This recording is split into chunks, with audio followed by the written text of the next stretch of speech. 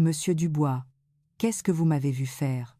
La faible lumière qui filtrait par l'entrebâillement de la porte à 2 heures du matin et, à l'intérieur, la respiration tremblante de ma belle-fille, m'a complètement paralysée. L'instant où j'ai vu sa silhouette se consoler seule, versant des larmes, une émotion ardente que je n'avais jamais ressentie en 59 ans m'a envahi la poitrine. Sarah, si tu vas bien, je peux t'aider en cette aube pluvieuse. Au son de la pluie d'avril, claquant contre les fenêtres, j'ai franchi toutes les lignes que j'avais maintenues durant mes 59 ans en tant que professeur. Abonnez-vous et aimez, c'est un grand soutien pour notre chaîne.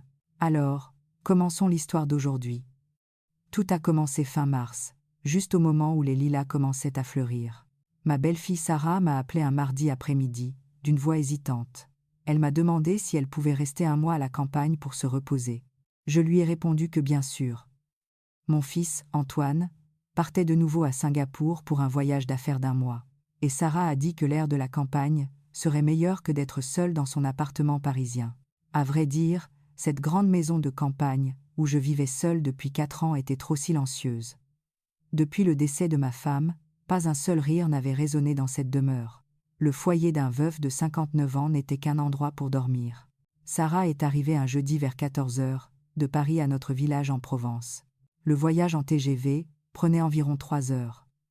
La veille, je suis allée au marché et j'ai acheté des épinards sautés que Sarah aimait, et au traiteur, un paquet de morues à la provençale. En rentrant, j'ai nettoyé à fond la chambre d'amis, mis des draps neufs et aéré la couette au soleil. J'ai même changé le rideau et préparé de petites fleurs sauvages dans la pièce. Le visage de Sarah, en franchissant le seuil, paraissait bien plus émacié que la dernière fois que je l'avais vue à Paris. Elle avait toujours été menue, mais cette fois, même ses joues avaient perdu leur volume et son menton semblait affûté. Elle était vêtue d'une blouse blanche et d'un pantalon noir, et ses vêtements lui flottaient. Une petite taille d'environ 1m60, un corps mince et un visage sans vie m'ont serré la poitrine. Sarah n'avait qu'une petite valise à roulettes. Pour quelqu'un qui allait rester 1 mois, son bagage était trop léger. J'ai pris la valise et l'ai guidée vers la chambre d'amis. Sarah a souri légèrement en sentant l'odeur des draps propres, mais ce sourire n'atteignait que ses lèvres. Il n'y avait pas de vitalité dans ses yeux. Le premier dîner fut silencieux. J'ai servi les épinards que j'avais préparés et réchauffé le pot au feu que j'avais dans le réfrigérateur. Sarah n'a mangé qu'une demi-portion de riz et un peu de bouillon du pot au feu. Je lui ai demandé si elle n'avait pas d'appétit, et elle a dit que dernièrement, elle avait du mal à digérer. Je lui ai demandé si elle était allée chez le médecin, et elle a dit qu'on lui avait diagnostiqué rien de grave. Le stress, a-t-elle dit. Sarah a dit cela, puis a fixé son regard sur son assiette sans plus parler. Je n'ai pas insisté non plus. Cependant, je pouvais sentir que cette belle fille silencieuse cachait une profonde douleur dans son cœur. Après le dîner, Sarah est allée dans sa chambre, et je suis sortie sur la terrasse fumer une cigarette. L'air, fin mars, était encore frais le soir. Le ciel était rempli d'étoiles, et au loin, on entendait le croassement des grenouilles. Pendant que j'exhalais la fumée de ma cigarette, j'ai réprimandé mon fils en mon fort intérieur. Qu'avait fait cet Antoine à sa femme depuis qu'il avait obtenu son diplôme universitaire et était entré dans l'entreprise d'import-export? Antoine n'avait vécu qu'obsédé par les promotions, 4 ans de mariage, et il passait plus de temps en voyage qu'à la maison. Même ma sœur, Hélène, m'avait fait remarquer qu'il la pressait en demandant pourquoi il n'avait pas d'enfant. Si le garçon ne prêtait même pas attention à sa femme, quel genre d'enfant allait-il avoir? Quand j'ai fini de fumer et que je suis entré dans la maison, j'ai vu une faible lumière s'échapper de la chambre d'amis. Il semblait que Sarah ne s'était pas encore couchée. Je me suis arrêté et j'ai tendu l'oreille. Aucun son ne s'échappait de la pièce, ni la télévision, ni de musique, seulement le silence. Un silence si absolu qu'il en était étrange. Je suis allé à la cuisine, j'ai bu un verre d'eau et je suis entré dans ma petite chambre, la chambre d'amis que ma femme utilisait de son vivant. C'était maintenant la chambre d'amis, et je dormais dans une petite pièce de l'autre côté du couloir. Je me suis couché, mais le sommeil ne venait pas. Vers 23 heures, j'ai eu soif et je suis retourné à la cuisine. En traversant le couloir, j'ai remarqué que la lumière continuait de filtrer par l'entrebâillement de la porte de la chambre d'amis, mais cette fois, j'ai entendu un faible bruit. C'était un sanglot. Ma belle-fille pleurait. J'ai arrêté mes pas. J'ai pensé frapper et demander si elle allait bien, mais j'ai continué mon chemin. Il m'est venu à l'esprit qu'elle pleurait peu, être en parlant au téléphone avec son mari. Le beau-père ne devait pas s'immiscer dans un tel moment. J'ai bu de l'eau dans la cuisine, et je suis retournée dans ma chambre. Cependant, même allongée dans mon lit, le sanglot ne quittait pas mes oreilles. C'était un petit pleur, plaintif, comme si elle luttait pour se contenir. Pauvre créature. J'ai regardé le plafond, et j'ai soupiré. J'avais moi aussi pleuré, seule chaque nuit pendant la première année, après avoir perdu ma femme. Je savais très bien ce que signifiait la disparition de la personne, avec qui on avait partagé 35 ans, et à quel point ce vide était immense. Mais Sarah pleurait alors que son mari était vivant. J'ai pensé que c'était peu, être encore plus triste. Le lendemain matin, Sarah s'est levée tôt et préparait le petit déjeuner dans la cuisine. Elle a dit de ne pas m'inquiéter, qu'elle s'en occuperait, et elle cuisinait le pot au feu et faisait frire une omelette aux pommes de terre. Elle avait l'air si sereine, qu'il était difficile de croire que c'était la personne qui avait pleuré la nuit précédente. Mais ses yeux étaient un peu gonflés. Quand je lui ai demandé si elle avait bien dormi, elle a dit oui, que l'air frais était bon. C'était un mensonge. Je le savais. Après le petit déjeuner, Sarah s'est proposée pour nettoyer la terrasse. Je ne l'ai pas arrêtée. J'ai pensé que bouger serait mieux pour son esprit, que de rester immobile à l'intérieur de la maison. Sarah a pris le balai et a commencé à balayer. Le soleil de mars brillait sur ses cheveux sombres. Je me suis assis sur le porche et je l'ai regardée fixement. Quelle petite personne. La constitution de Sarah était vraiment menue. Avec le balai à la main, elle ressemblait à une étudiante, mais quelle lourde charge elle portait sur ses petites épaules. Soudain, j'ai pensé à ma femme. Elle aussi était petite, mais elle s'était consacrée en silence à prendre soin de la maison et de moi toute sa vie. Cet après-midi-là, je suis sortie travailler dans le potager. J'ai planté des laitues, vérifié les jeunes plants de poivrons et organisé les vignes de courges. Sarah a rangé diverses choses à l'intérieur de la maison, et au crépuscule, je l'ai trouvée assise près des jarres, regardant distraitement le ciel. Assise sous la lumière du crépuscule, le profil de Sarah semblait étrangement solitaire. Cette nuit-là, le sanglot a de nouveau retenti dans sa chambre. Cette fois, c'était un peu plus clair. J'ai arrêté de boire de l'eau dans la cuisine, et j'ai regardé vers la chambre d'Amy. Que se passerait-il si elle pleurait comme ça tous les jours? J'ai hésité à frapper à la porte, mais finalement, j'ai laissé tomber. Il m'était gênant qu'un beau-père frappe à la porte de sa belle-fille au milieu de la nuit. Ainsi 3 jours passèrent. Sarah, qui pendant la journée, travaillait en silence dans la maison ou s'asseyait sur la terrasse, pleurait dans sa chambre la nuit. Je faisais semblant de ne pas entendre, mais la 4e nuit, j'ai entendu un bruit étrange pendant que je dormais. Ce n'était pas un pleur, c'était quelque chose de différent. C'était un son comme un gémissement bas, comme si elle retenait sa respiration. J'ai ouvert les yeux, regardé l'horloge, et il était 2 heures du matin. J'ai retiré la couette avec précaution et je me suis levée. En sortant dans le couloir, le son est devenu plus clair. Il venait de la chambre d'Amy. J'ai marché dans le couloir, amortissant mes pas. La porte de la chambre d'Amy n'était pas complètement fermée. Il y avait une ouverture de la largeur d'un doigt. Une faible lumière filtrait par cette fente. J'ai retenu mon souffle et je me suis approchée, et j'ai regardé à l'intérieur. À cet instant, mon cœur a failli s'arrêter. Sarah était à moitié assise sur le lit. Elle portait une chemise de nuit fine et se consolait elle-même. Elle avait les yeux fermés, se mordant les lèvres, caressant son corps de ses petites mains et laissant échapper des soupirs contenus. Les larmes roulaient sur son visage. Je suis restée figée sur place. Qu'est-ce que c'était? Mon esprit est devenu vide. Bien que je savais que je devais reculer, mes pieds ne bougeaient pas. Mon cœur battait à tout rompre, et ma bouche était sèche. Sarah s'est consolée seule ainsi pendant un bon moment, et à un moment donné, elle a laissé échapper un petit gémissement. Sa silhouette, s'effondrant sur le lit, ressemblait à celle de la personne la plus solitaire du monde. Ce n'est qu'alors que j'ai reculé, je suis retournée dans ma chambre, j'ai fermé la porte, et je me suis enfoncée sous la couette. Mais la scène que je venais de voir ne quittait pas ma vue, l'épaule découverte de ma belle-fille, son visage mouillé de larmes, ses mains tremblantes. Ce n'était pas bien. J'ai couvert ma tête de la couette, et j'ai fermé les yeux, mais l'image gravée dans mon esprit ne s'effaçait pas, et surtout une sensation ardente s'est éveillée dans mon corps. J'avais 59 ans, cela faisait 4 ans que ma femme était morte. Pendant ce temps, je ne m'étais jamais approchée d'une femme. Je croyais que je n'avais ni le désir ni la force. Mais cette nuit-là, j'ai réalisé que j'étais encore un homme. À partir de ce jour, je n'ai plus pu regarder Sarah directement dans les yeux, ni au petit déjeuner, ni quand je la croisais sur la terrasse, je détournais constamment le regard. La scène que j'avais vue cette nuit-là se répétait sans cesse dans ma tête. L'image de ma belle-fille, assise sur le lit, se consolant seule tout en versant des larmes, s'était profondément gravé dans mon esprit.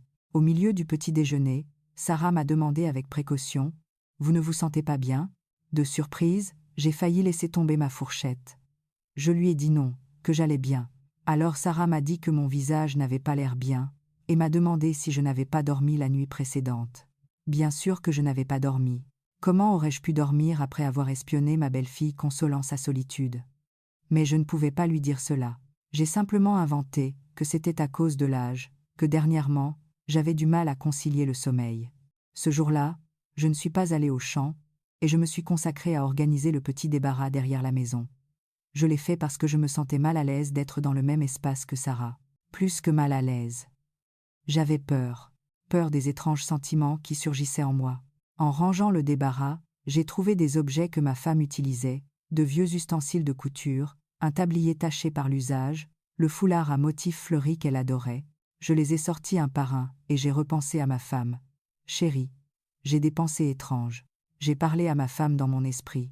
Ma femme, qui est décédée d'un cancer il y a 4 ans, m'a tenu la main jusqu'à la fin et m'a dit de ne pas vivre seule et solitaire.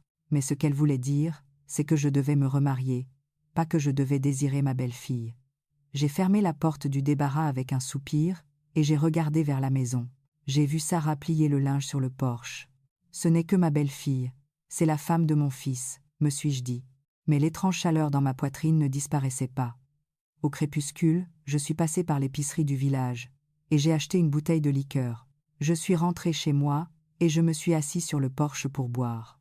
Je sentais que je ne pourrais pas supporter cette gêne si je ne buvais pas. Sarah a préparé la table dans la cuisine. Il y avait du pot au feu et des épinards sautés. J'ai mangé et bu la liqueur en cachette. Sarah s'est assise en face de moi et a mangé en silence. Je l'ai regardée du coin de l'œil. Le pull gris qu'elle portait ce soir-là me parut particulièrement ajusté. Ce n'était pas seulement que je le voyais ainsi. J'ai détourné le regard rapidement, et j'ai pris une autre gorgée de liqueur. Alors, Sarah a demandé soudainement « J'ai fait quelque chose de mal ?» Je l'ai regardée, surpris. Sarah m'a demandé si je l'évitais dernièrement, si j'avais fait quelque chose de mal. Je lui ai dit que non. Je lui ai dit que ce n'était pas ça. Je suis restée sans voix. Je ne savais pas comment lui expliquer. Je ne pouvais pas lui dire que c'était parce que je l'avais vue consoler sa solitude la nuit. Je lui ai dit que c'était juste, que je ne me sentais pas bien dernièrement, et que ce n'était pas à cause d'elle. Sarah a montré une expression de soulagement. Cependant, quelque part dans son regard, la tristesse persistait. Après le dîner, Sarah a fait la vaisselle. Je me suis assis sur le porche et j'ai continué à boire. Le vent de la nuit de mars était frais. Le ciel était plein d'étoiles. Sarah a demandé « Puis-je m'asseoir ici ?» J'ai acquiescé. Sarah s'est assise avec précaution à côté de moi. Elle sentait le savon. Il semblait qu'elle avait pris une douche. Sarah a regardé le ciel et a dit « Il y a tant d'étoiles. » Je lui ai dit que oui. Je lui ai dit que c'était parce que nous étions à la campagne, qu'à Paris, il était difficile de les voir. « Oui, on ne les voit presque jamais, » a répondu Sarah. Nous avons regardé le ciel en silence pendant un moment. On entendait le chant des grillons sur la terrasse. Alors Sarah a dit « Merci ». Je lui ai demandé pourquoi elle me remerciait. Elle m'a dit que merci de lui permettre de se reposer si tranquillement, qu'à Paris, elle se sentait oppressée, incapable de respirer. La voix de Sarah tremblait légèrement. Je l'ai regardée sous la lumière des étoiles. Son visage paraissait inhabituellement pâle. Je lui ai demandé avec précaution « Antoine ne rentre pas souvent à la maison ?» Sarah est restée silencieuse un instant, puis a acquiescé légèrement. Elle a dit que seulement 1 ou 2 fois par mois, et même ces fois-là, il rentrait à l'aube et partait le matin. Donc elle ne le voyait presque pas. Je lui ai dit qu'elle devait se sentir très seule. Sarah a dit que ça allait. « Tout le monde ne vit-il pas comme ça ?» a-t-elle demandé en forçant un sourire. Mais ce sourire était trop solitaire. Soudain, je me suis souvenu de la scène de cette nuit-là. Ma belle-fille se consolant seule, tout en versant des larmes. À quel point était-elle seule? À quel point avait-elle soif d'affection pour se consoler ainsi? J'ai dit à Sarah, « Dis-moi ce qui t'arrive quand tu te sens mal. Je t'écouterai. » Sarah m'a regardée. Dans ses yeux, il y avait un mélange de surprise et de gratitude. Elle a dit, « Merci. » Nous avons de nouveau regardé le ciel. Cette nuit-là, pour la première fois, j'ai commencé à voir ma belle-fille, non seulement comme la femme de mon fils, mais comme une femme solitaire. Cette nuit-là, le bruit a de nouveau retenti de la chambre de Sarah. Cette fois, je ne suis pas allé boire de l'eau à la cuisine. Je suis simplement resté allongé dans mon lit à l'écouter. Le gémissement bas, la respiration contenue, le frottement de la couette. Tout se filtrait à travers le mur et parvenait à mes oreilles. J'ai fermé les yeux, mais le son continuait de résonner dans mes oreilles et, quelque part dans mon corps, le sang chaud a commencé à circuler. Non, ce n'est pas bien, je me suis réprimandé. Mais mon corps n'obéissait pas à ma volonté. C'était une sensation que je ressentais pour la première fois, en 59 ans. Oh, pour être exact, c'était une sensation que j'avais oubliée depuis trop longtemps.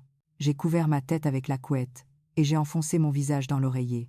Mais le bruit de ma belle-fille dans la chambre d'amis continuait de se faire entendre. Cette nuit-là, j'ai à peine pu dormir. Le lendemain matin, je me suis assis à table, les yeux injectés de sang. Sarah a préparé le petit déjeuner comme d'habitude, mais elle aussi semblait fatiguée. Elle avait des cernes marquées sous les yeux.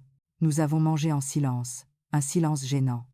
Alors Sarah a demandé soudainement. « Je fais du bruit la nuit ?» J'ai eu le souffle coupé. Je lui ai demandé ce qu'elle voulait dire par bruit. Sarah a demandé si elle parlait peu, être en dormant ou quelque chose comme ça. Je lui ai dit que non. Je lui ai menti en disant qu'on n'entendait absolument rien. Sarah a montré une expression de soulagement. Elle a dit que c'était une chance. Elle m'a dit que dernièrement, elle faisait beaucoup de cauchemars, et qu'elle craignait de déranger mon sommeil. Je lui ai dit que ça allait, de ne pas s'inquiéter, mais je le savais. Je savais que ce n'était pas des cauchemars, qu'elle consolait sa solitude seule chaque nuit. Cet après-midi-là, je suis sorti au champ. J'ai arraché des mauvaises herbes sous le soleil pour me vider l'esprit, mais ma tête restait un chaos. Cela ne peut pas être. Je ne dois pas regarder ma belle-fille de cette manière. La scène que j'avais vue cette nuit-là revenait encore et encore. J'ai jeté la houe par terre et j'ai soupiré. À ce moment-là, j'ai entendu quelqu'un m'appeler et j'ai tourné la tête. C'était ma sœur Hélène, qui venait en marchant vers le potager. Hélène m'a dit qu'elle était venue me saluer parce que ma belle-fille était là. Elle avait 56 ans, mais elle était toujours une femme très énergique. Elle vivait seule au village, se consacrant à l'agriculture. Je lui ai dit d'aller la voir. 1 heure s'était écoulée. Hélène est retournée au potager. Elle m'a dit que le visage de ma belle-fille n'avait pas l'air bien. Elle est très maigre. Il semble qu'elle ait des soucis, a-t-elle dit. Je lui ai dit. Eh bien, Antoine est très occupé et ne rentre pas souvent à la maison. Hélène a fait claquer sa langue. Oh là là, pourquoi ce garçon s'est-il marié s'il laisse sa femme seule et est toujours dehors? Elle a dit que tous les jeunes vivaient comme ça de nos jours. Mais Hélène a ajouté que malgré tout, le regard de ma belle-fille lui semblait si solitaire que ça lui serrait le cœur. Ce qu'Hélène a dit m'a fait l'effet d'une douche froide. Cela signifiait que la solitude de Sarah était si évidente que même ma sœur l'avait remarqué. Hélène m'a dit que je devais aussi bien la traiter, pour que ma belle-fille ne se sente pas seule. Je lui ai dit d'accord. Hélène est partie après avoir dit cela. Je tenais la houe, et mes mains ont perdu de leur force. Elle semble solitaire. Le mot d'Hélène résonnait dans mes oreilles. Oui, Sarah était seule, si seule qu'elle pleurait, seule chaque nuit, en se consolant elle-même. J'ai regardé le ciel. Le ciel de Mars était si clair et bleu. Sous ce ciel, j'ai senti une étrange émotion grandir en moi. Était-ce de la compassion, de la pitié, ou était-ce du désir? Je ne savais pas. Mais une chose était sûre, je ne pouvais plus voir Sarah simplement comme ma belle-fille. Cette nuit-là, je me suis couché tôt, mais le sommeil ne venait pas. J'ai tendu l'oreille, et j'ai entendu le bruit à nouveau depuis la chambre d'amis. Un gémissement bas, un soupir contenu, le frottement de la couette. J'ai jeté la couette, et je me suis levé, et je suis allé dans le couloir. Mes pieds se sont dirigés seuls vers la chambre d'amis. La lumière faible filtrait par l'entrebâillement de la porte. Je me suis arrêté devant elle, et à travers l'entrebâillement, j'ai de nouveau regardé à l'intérieur. Sarah était de nouveau seule. Son épaule, exposée par la chemise de nuit, brillait de blanc sous la lumière de la lune. Elle se consolait elle-même, les yeux fermés et se mordant les lèvres. À ce moment-là, je l'ai su. Ce n'était pas de la simple compassion, ce n'était pas de la pitié, c'était du désir. Le désir qu'un vieil homme de 59 ans ne devrait pas ressentir pour sa belle-fille. Je suis resté là pendant un long moment, et un soupir silencieux s'est échappé de mes lèvres.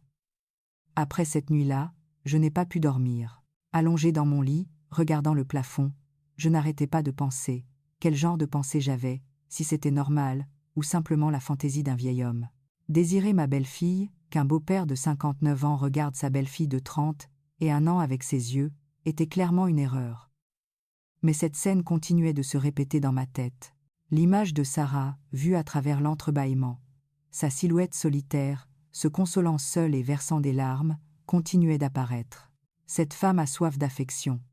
Mon cœur s'est accéléré à cette pensée. C'était une émotion étrange que je n'avais pas ressentie en 59 ans, une ardeur que je n'avais pas ressentie même lorsque ma femme était vivante. J'ai à peine réussi à m'endormir à 5 heures du matin, et quand je me suis réveillé vers 8 heures, j'entendais déjà Sarah préparer le petit déjeuner dans la cuisine.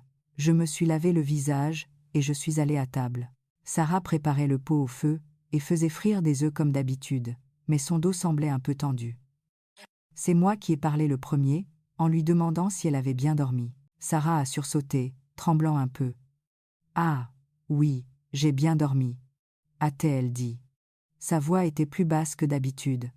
Je me suis assis à table, et j'ai observé son dos. Elle portait un t-shirt blanc et un legging noir. Sa taille, fine et petite, se voyait à travers les vêtements. J'ai détourné le regard et j'ai pris un verre d'eau. Sarah a mis la nourriture sur la table, mais est restée debout au lieu de s'asseoir en face de moi. Je lui ai demandé pourquoi elle ne s'asseyait pas. La voix de Sarah trembla. « Je suis désolée, dit-elle. » Je lui ai demandé pourquoi elle était désolée. « Hier soir j'ai... » dit-elle, et elle ne put continuer. Seules ses lèvres tremblèrent. Mon cœur se serra instantanément. Je me demandais si elle savait que j'avais été devant la porte, mais la suite de ce que dit Sarah fut différente. « Je crois que j'ai fait trop de bruit. Je crois que vous n'avez pas pu dormir. » Je lui ai dit non. Sarah dit « Ne mentez pas, monsieur Dubois. Votre visage a l'air très fatigué. Je crois que j'ai fait du bruit en rêvant. Je suis vraiment désolée. » Les larmes montèrent aux yeux de Sarah. J'ai tendu ma main nerveusement. « Non, vraiment pas. » Je lui ai dit que c'était juste qu'avec l'âge, je ne pouvais pas dormir. Sarah me dit de m'asseoir, de manger. J'ai parlé de la voix la plus calme que j'ai pu. Sarah hésita, mais s'assit en face de moi. Cependant, elle mangea à peine. Elle ne faisait que toucher le riz avec sa cuillère. Je lui ai dit de manger plus, qu'elle allait tomber malade si elle ne mangeait pas. « Je suis désolée, » dit-elle. « Dernièrement, je n'ai pas d'appétit. » Je lui ai demandé pourquoi, elle continuait à s'excuser. Je lui ai dit qu'elle n'avait rien fait de mal. À mes mots, Sarah leva la tête et me regarda. Dans ses yeux, il y avait un mélange de surprise et de soulagement. « Vraiment, ça va ?» demanda-t-elle. « Oui, je vais parfaitement bien, » lui répondis-je. Mais je n'allais pas bien. Ma tête était un chaos complet. Cette situation où ma belle-fille s'excusait pour son temps nocturne était étrange et à la fois déchirante. Après le petit déjeuner, Sarah fit la vaisselle. Je suis sortie sur la terrasse fumer. L'air du matin de mars était rafraîchissant, mais ma tête était compliquée. Que diable devrais-je faire? Je sais que ma belle-fille est seule. Je sais qu'elle fait face à sa solitude sous l'indifférence de son mari. Mais que puis-je faire moi, son beau-père? Quand j'ai fini de fumer, et que je suis rentrée dans la maison, Sarah pliait le linge sur le porche. Je me suis assis avec précaution à côté d'elle. « Sarah, je l'ai appelée. »« Oui, monsieur Dubois, » répondit-elle. « Tu souffres beaucoup. » À ma question soudaine, les mains de Sarah s'arrêtèrent. Elle laissa le linge et joignit ses mains sur ses genoux. « Je vais bien, » dit-elle. Je lui ai dit de ne pas mentir. Je lui ai dit que je l'avais entendue pleurer toutes les nuits. À mes mots, le visage de Sarah devint complètement blanc. « Monsieur Dubois, c'est... » dit-elle et s'arrêta. Je lui ai demandé si elle se sentait seule parce qu'Antoine ne rentrait pas à la maison.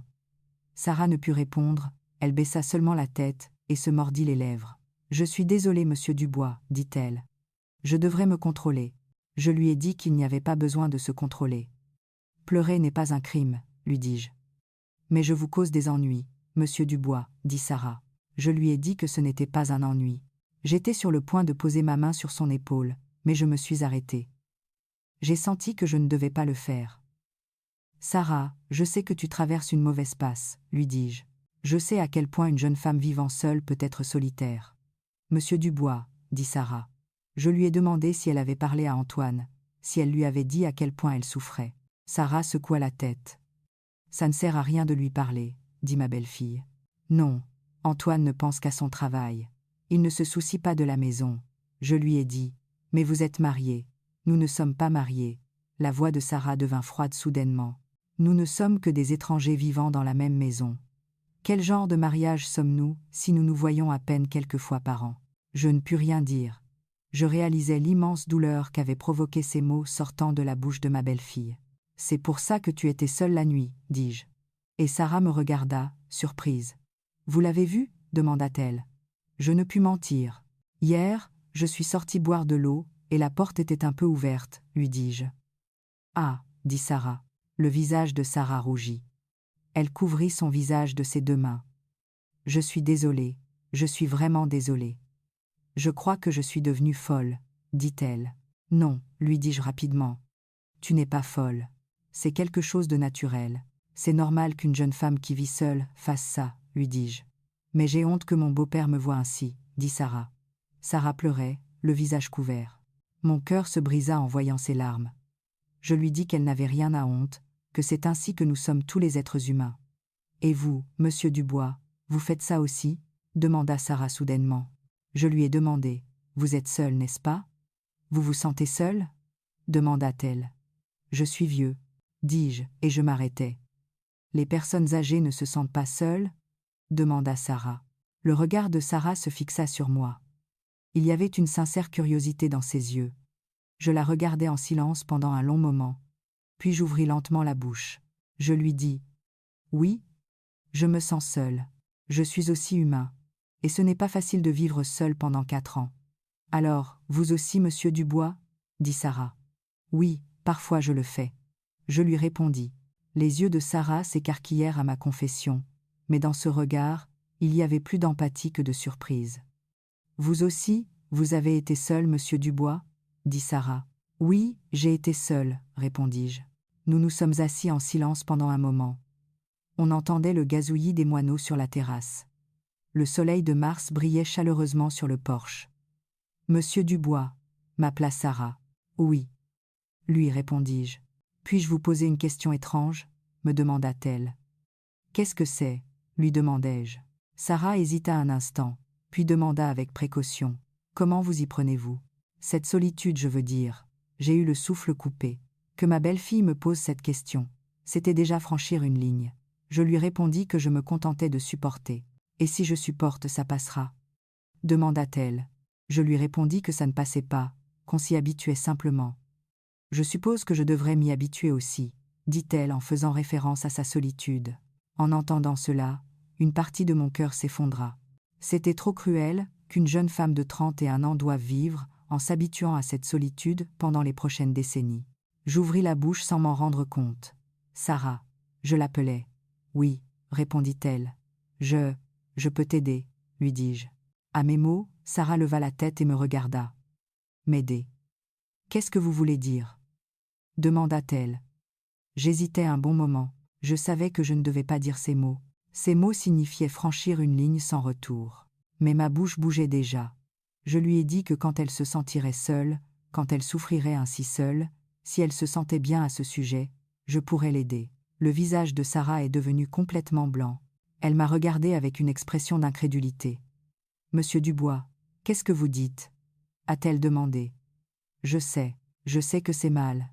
Mais Sarah, tu es jeune. Trop jeune pour vivre si seule, lui dis-je. Mais je suis votre belle-fille, monsieur Dubois, dit Sarah. Je le sais aussi, et je sais que c'est de la folie, dis-je. J'ai pris la main de Sarah. Sa main était froide.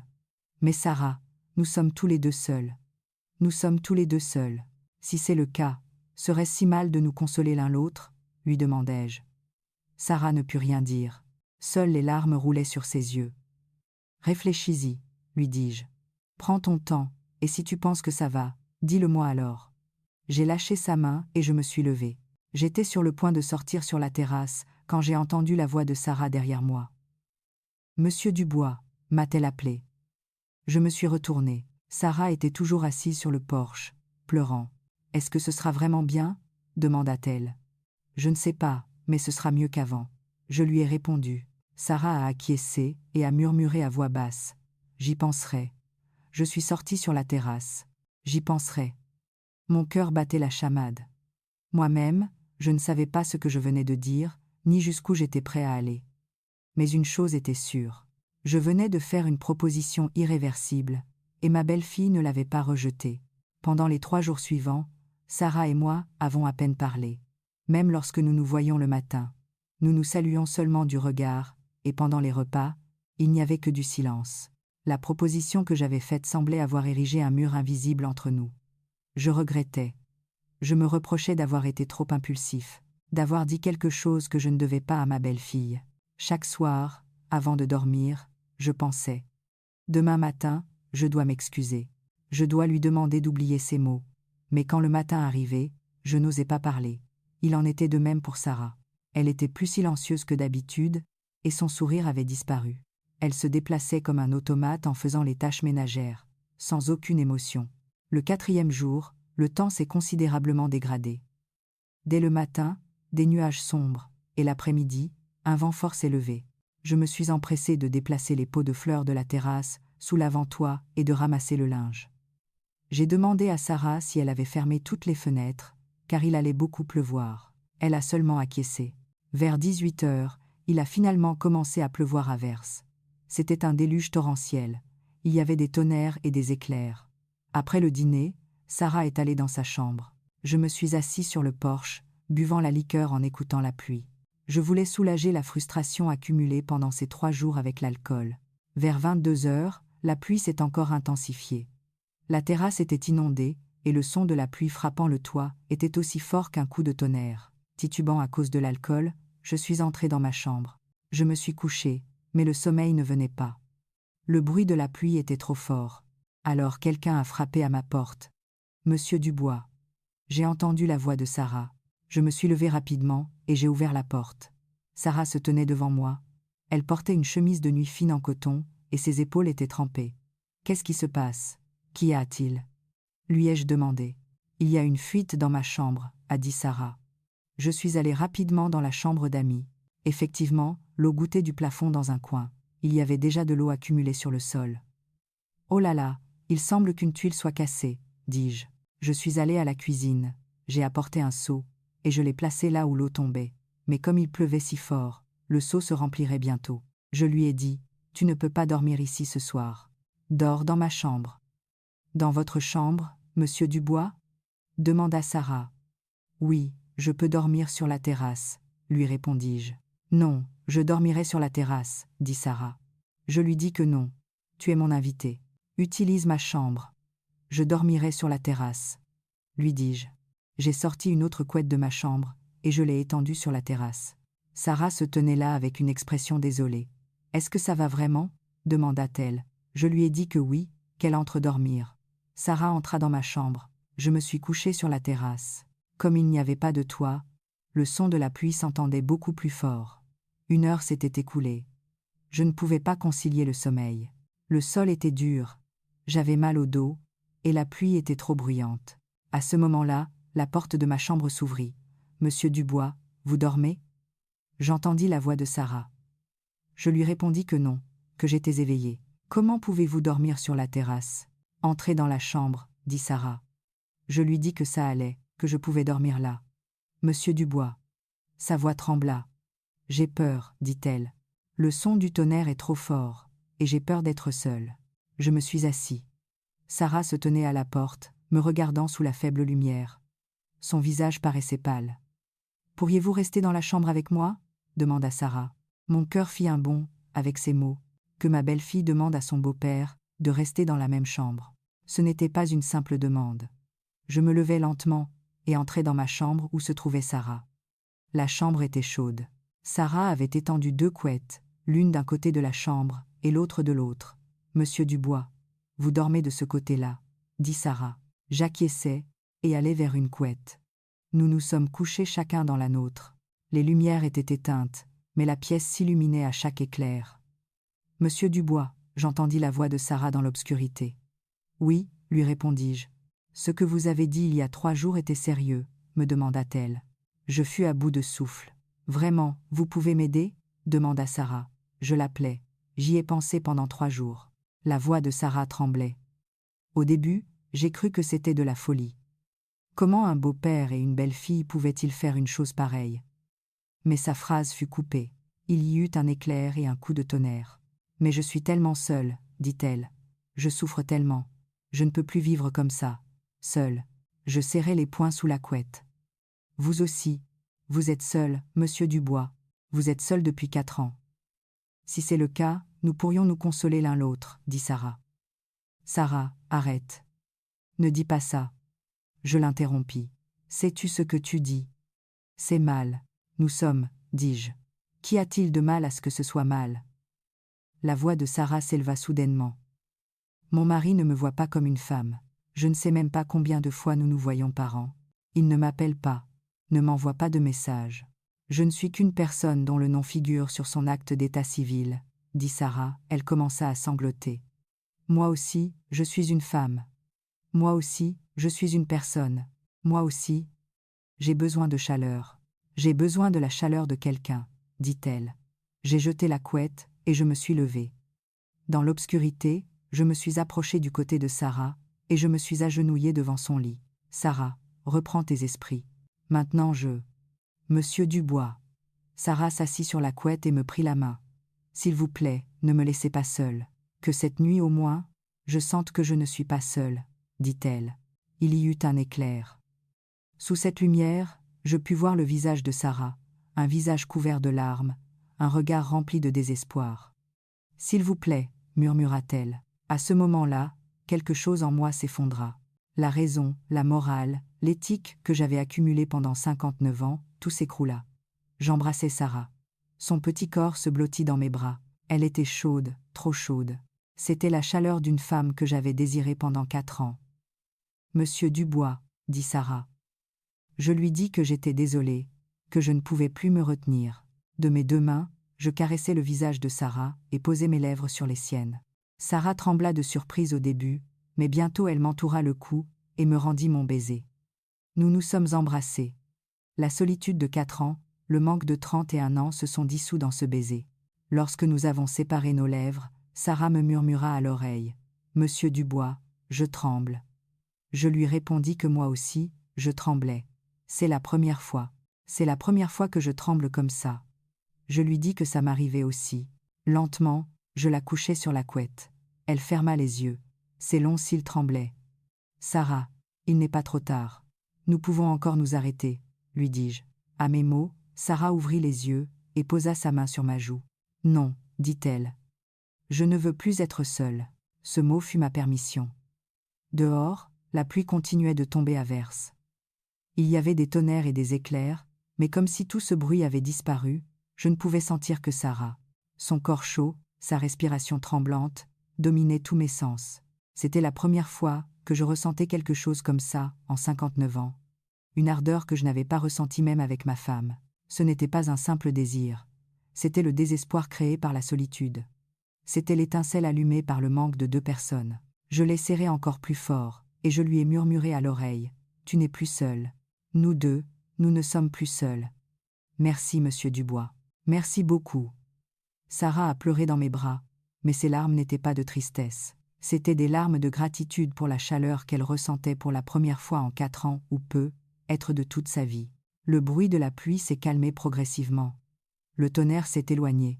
Nous sommes restés allongés, enlacés sous la couette. Sarah avait son visage caché dans ma poitrine et je lui caressais les cheveux. « Monsieur Dubois, » dit Sarah. « Oui, » lui répondis-je. « Ce n'est pas un rêve ?» demanda-t-elle. Je lui répondis que ce n'était pas un rêve. « Vraiment, ça va aller ? Que nous fassions cela ?» demanda-t-elle. « Je ne sais pas, mais, » dis-je, et m'arrêtai. Je levai le visage de Sarah et la regardai dans les yeux. « Je ne regrette rien. Et toi ?» lui demandai-je. Sarah secoua la tête. « Moi non plus. Je ne regrette rien, » dit-elle. « Pour la première fois, je sens que je suis vivante. » Je lui donnai un baiser sur le front. « Maintenant, dors, » lui dis-je. « Oui, » répondit Sarah. Sarah a fermé les yeux, blottie dans mes bras. J'ai entendu sa respiration régulière en regardant le plafond. Que se passerait-il maintenant ? Je ressentais de l'anxiété, je ressentais de la peur, mais en même temps, ma poitrine se sentait étrangement chaude. Pour la première fois en 4 ans, je n'étais pas seule. Après cette nuit-là, notre relation a complètement changé. En me réveillant le matin, Sarah était blottie dans mes bras, et je commençais la journée en lui caressant les cheveux. Il n'y avait plus de gêne ni de culpabilité, seulement 2 personnes, partageant leur chaleur mutuelle. Monsieur Dubois, il faut se lever, dit-elle en me tapotant la joue. J'ouvris les yeux et la regardai. Son visage, baigné par le soleil du matin, brillait. Encore un petit instant, dis-je en l'attirant vers moi. Sarah rit et se blottit dans mes bras. J'ai faim, monsieur Dubois, dit-elle. Je lui dis d'accord, que nous nous levions. Nous nous sommes levés ensemble et avons préparé le petit déjeuner. Pendant que Sarah faisait cuire le riz, je préparais le pot au feu. Sarah faisait frire des œufs à mes côtés et je coupais le jambon. Vous aimez l'œuf, monsieur Dubois ? Demanda Sarah. Oui, j'aime bien, lui répondis-je. Alors, je vous en ferai un de plus, dit Sarah. Sarah cassa un autre œuf dans la poêle. Cette image était aussi naturelle que si nous avions vécu ensemble ainsi depuis longtemps. Pendant que nous déjeunions, Sarah dit « Monsieur Dubois, nous devons réparer le toit de la chambre d'amis. Oui, aujourd'hui, je demanderai au maire du village d'envoyer quelqu'un pour changer les tuiles, lui dis-je. Puis-je venir avec vous ? Demanda Sarah. Je lui dis « Bien sûr, allons-y ensemble. » Nous sommes allés ensemble chez le maire. Le maire était un voisin plus jeune que moi, et ses yeux s'écarquillèrent en voyant Sarah. « Oh, c'est votre belle-fille » demanda-t-il. « Oui, elle est venue de Paris pour un temps, » lui répondis-je. « Quelle belle femme ! Quelle chance vous avez, monsieur Dubois, » dit le maire. Le maire fut aimable avec Sarah, et promit d'envoyer un couvreur cet après-midi-là. En rentrant chez nous, Sarah m'attrapa le bras. « Monsieur Dubois, regardez ces jolies fleurs, » dit-elle. Les campanules jaunes sur le bord du chemin étaient en pleine floraison. Sarah s'accroupit devant les fleurs et toucha les pétales. « Elles sont jolies » demanda-t-elle. « Oui, elles sont magnifiques, » lui dis-je. « À Paris, il est difficile de voir des fleurs comme celle-ci, » dit Sarah. Je lui dis qu'ici, il y avait des fleurs partout, que bientôt les azalées et les cerisiers fleuriraient aussi. Je veux voir les cerisiers en fleurs. La voix de Sarah s'attrista un peu. Je savais ce qu'elle pensait. Au moment où les cerisiers seraient en fleurs, elle serait déjà rentrée à Paris. Sarah. Je l'appelais. Oui, répondit-elle. Tu ne peux pas rester plus longtemps ici, lui demandai-je. Sarah sourit amèrement à ma question. Je ne peux pas. Je dois rentrer d'ici un mois, dit-elle. Je lui dis, dis à Antoine que tu resteras plus longtemps. Il s'en fiche. Ce que je dis ne lui importe pas, dit Sarah. Je lui ai demandé. On ne peut pas continuer à faire ça, monsieur Dubois, dit Sarah. Mon cœur se serra à ces mots. Pourquoi pas, demanda-je. Monsieur Dubois, nous sommes beau-père et belle-fille. C'est quelque chose qui doit se terminer à un moment donné, dit Sarah. Je lui dis que je ne voulais pas que ça se termine. Sarah me prit la main fermement en entendant mes mots. Moi non plus, monsieur Dubois. Moi non plus. Je ne veux pas que ça se termine. Mais la réalité est la réalité, dit-elle. Nous avons regardé les campanules en silence pendant un moment. La brise printanière soufflait et agitait les pétales. Cet après-midi-là, le couvreur est venu et a réparé le toit de la chambre d'amis, mais Sarah n'est pas retournée dans cette chambre. Elle a continué à dormir avec moi dans ma chambre. La nuit, nous nous étreignions. Ce n'était plus gênant. Nous avons appris à connaître les corps l'un de l'autre. Nous avons senti les cœurs l'un de l'autre. Monsieur Dubois, dit Sarah, le visage enfoui dans ma poitrine. Oui, lui répondis-je. Je suis heureuse, dit Sarah. Je lui répondis que moi aussi, j'étais heureux. Cela faisait longtemps que je n'avais pas été aussi heureuse, dit Sarah. Je lui dis que pour moi, c'était la première fois. La première fois ? Demanda Sarah. Oui, même avec ma femme, je n'avais pas ressenti cela, lui répondis-je. À mes mots, Sarah leva la tête et me regarda. Et moi ? Demanda-t-elle. Je lui dis, tu es spécial. Tu m'as fait me sentir vivant à nouveau. Les larmes montèrent aux yeux de Sarah. Moi aussi.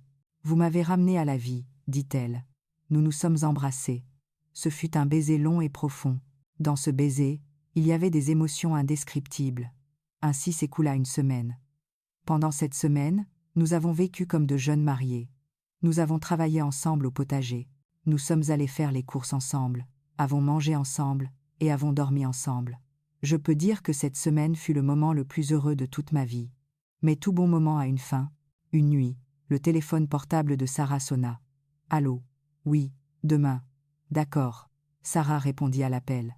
Le visage de Sarah se crispa en raccrochant. Je lui demandai qui c'était. « C'est Antoine, dit-elle. Il dit qu'il vient au village demain, dit Sarah. Mon cœur se serra. Pourquoi ? Demanda-je. Il dit qu'il a eu une semaine de vacances au travail, alors il viendra rester un peu au village, dit Sarah. Je lui ai demandé quand il arriverait. Demain après-midi, répondit Sarah. Nous nous sommes regardés en silence. L'arrivée de mon fils signifiait que notre relation devait se terminer. Cette nuit-là, nous nous sommes étreints comme si c'était la dernière fois. Sarah a pleuré dans mes bras et je l'ai serrée fort.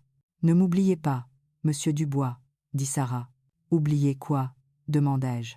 Ce temps que nous avons passé ensemble, dit Sarah. Je lui répondis que c'était impossible d'oublier. Moi non plus, je ne l'oublierai jamais, dit Sarah. Le lendemain après-midi, Antoine arriva. Salut papa, ça va ? Il me salua. Je lui répondis que oui, que j'allais bien. Antoine ne regarda même pas Sarah. Il déballa simplement ses affaires dans la chambre et s'assit dans le salon pour regarder son téléphone. Antoine, tu devrais saluer ta femme, lui dis-je. À mes mots, Antoine leva la tête et regarda Sarah brièvement. Tu vas bien ? demanda-t-il. Oui, répondit Sarah. Le mariage de 4 ans, après 3 semaines sans se voir, n'échangea que 2 phrases. Je ressentis une oppression dans la poitrine. J'eus honte que cet homme soit mon fils. Le dîner fut gênant. Antoine se contenta de manger et de se retirer dans sa chambre. Sarah fit la vaisselle. Je sortis fumer sur la terrasse. Il n'est pas étonnant que Sarah se sente seule, si ce garçon traite ainsi sa femme. En mon fort intérieur, j'en voulais à mon fils. Mais en même temps, je pensais que si mon fils avait bien traité sa femme, ma relation avec Sarah n'aurait jamais existé. Mes sentiments étaient complexes. À partir de cette nuit-là, Sarah retourna dormir seule dans la chambre d'amis. Antoine utilisa ma chambre et je dormis sur la terrasse. 4 jours passèrent. Antoine resta indifférent à Sarah. Il ne faisait que regarder son téléphone et s'asseyait devant son ordinateur portable. Le 5e jour, Sarah m'appela sur la terrasse. « Monsieur Dubois » m'appela-t-elle. « Oui » répondis-je. « Je pense retourner à Paris demain » dit Sarah. « Pourquoi ? Il te reste encore une semaine » demanda-je. « Ça ne sert à rien de rester ici » dit-elle. « Antoine ne me prête pas attention. Et si je reste à vos côtés, je ne fais que penser à vous, monsieur Dubois. » « Et ce n'est pas bien, » dit Sarah. « Sarah, je l'appelais.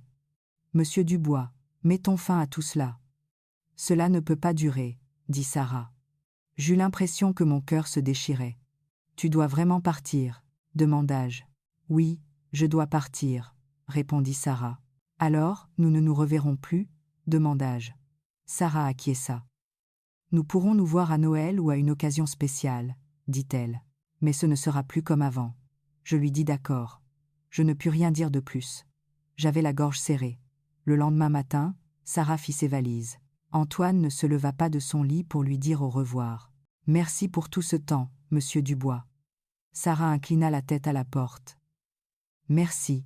Pourquoi ? » « C'est moi qui vous remercie, » lui dis-je. « Grâce à vous, j'ai pu revivre, » dit Sarah. Je lui répondis que c'était la même chose pour moi.